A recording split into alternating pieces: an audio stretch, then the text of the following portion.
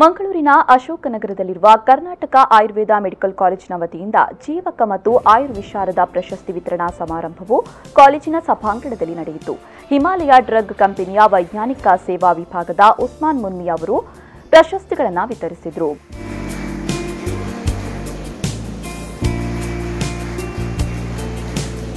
ಬಳಿಕ ಅವರು ಕಾರ್ಯಕ್ರಮದ ಕುರಿತು ಮೆಚ್ಚುಗೆ ವ್ಯಕ್ತಪಡಿಸಿದರು.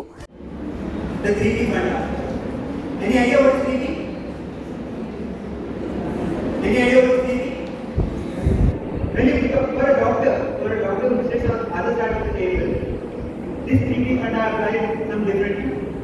What is it? When you become a doctor, I tell you, when you become a doctor, okay, you are just practicing.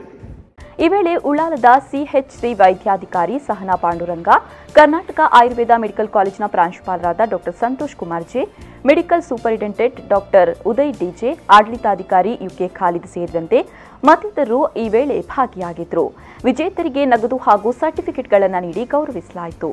Rajiv Gandhi ವಿವಿ ಪರೀಕ್ಷೆಯಲ್ಲಿ ಅತ್ಯುತ್ತಮ ರ್ಯಾಂಕ್ ಗಳಿಸಿದ ವಿದ್ಯಾರ್ಥಿಗಳಾದ ಡಾಕ್ಟರ್ ಮಿಶ್ರಿಯಾ ಕೆಎಚ್ ಹಾಗೂ ನೆಫಿಸಾತುಲ್ ಮಿಶ್ರಿಯಾ ಅವರು ಜೀವಕ ಮತ್ತು ಆಯುರ್ವೇದ ವಿಶಾರದ ಅವಾರ್ಡ್ಗಳನ್ನು ಪಡೆದುಕೊಂಡರು.